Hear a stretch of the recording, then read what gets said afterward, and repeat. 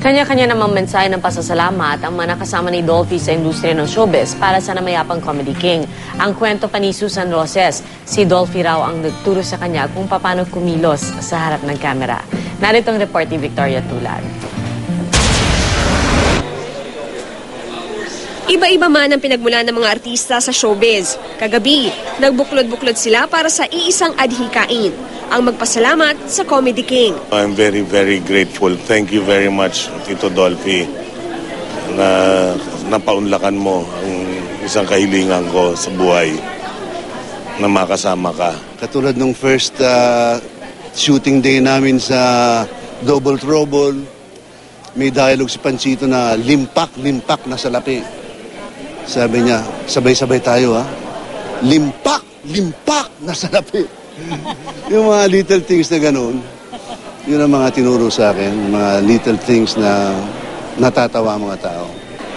If there's one thing talaga that I learned from him, really, just looking from behind or from afar, is his humility. And hanggang ngayon yun na dinadala ko ngayon, na kahit anong tagumpay ang maabot mo sa buhay mo, apakalamprate sa lupa.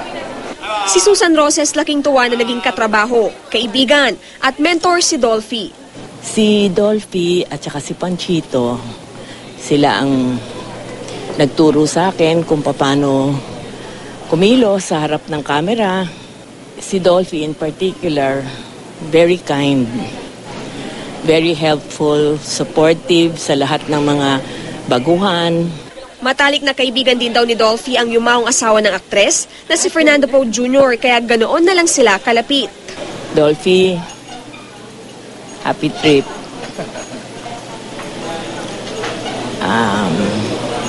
Mamimiss ka namin. Promise, walang iyakan. Alam ko, ayaw mo yan.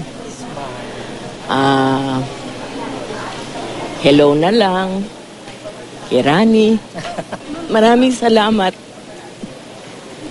sa lahat ng tinuro mo sa amin. Hindi lamang sa pag-arte, kung hindi sa pakikipagkapwa-tao. Maraming salamat, Dolphy. I love you. Ang dating child actor na si Nino Mulak, 7 taong gulang pa lang daw nang unang makasama ang kanyang tatay Dolphy. Yung ginawa pa nating pelikula, bida pa kami pareho. Napakalaking karangalan po para sa akin.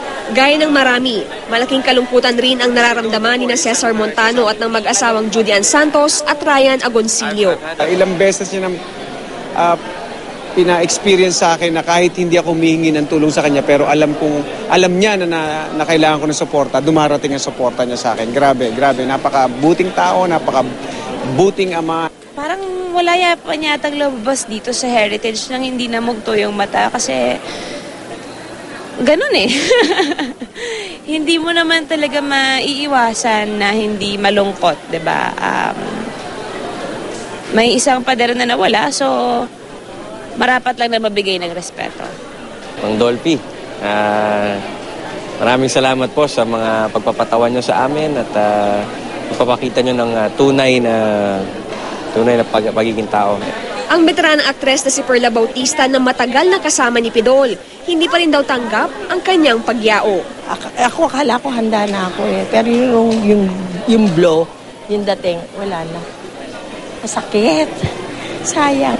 Sa rami ng nakiramay, mapa-celebrity man o hindi, laking pasasalamat daw ng pamilya Quizon. Lalong higit pa nga nang ideklara ng palasyo ang July 13, 2012 bilang National Day of Remembrance. We actually don't know how to put the words, so, but of course we're very thankful and masaya yung pakiramdam. Sa ika-25 ng Hulyo, sabay magdiriwang ng kaarawan si Dolphy at apong si Boy 2 Quizon. Bagamat hindi na nila kapiling ang kanyang lolo, ayon kay Boy 2, tiyak daw na hindi mawawala ang mga paborito nito sa araw na iyon.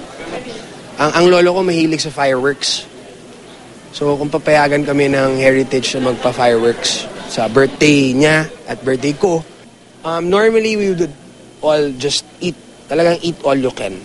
Isang bagay na mamimiss namin with him is yung bonding time namin, which is eating. Ipagpapatuloy din daw ni Boyto ang pag-arte at pagpapatawa bilang pag-alala kay Dolphy. Kahapon, nagpatato rin siya sa braso ng imahe ng kanyang lolo, isang larawan ni Pidol na mataimtim na nagdarasal at kinakausap ang poong may kapal. And very grounded yung lolo ko, pero madasaling tao. Siguro pinagdadasal niya kung paano niya patatawanin yung buong sambayanan. Para sa unang balita, Victoria Tulad, reporting.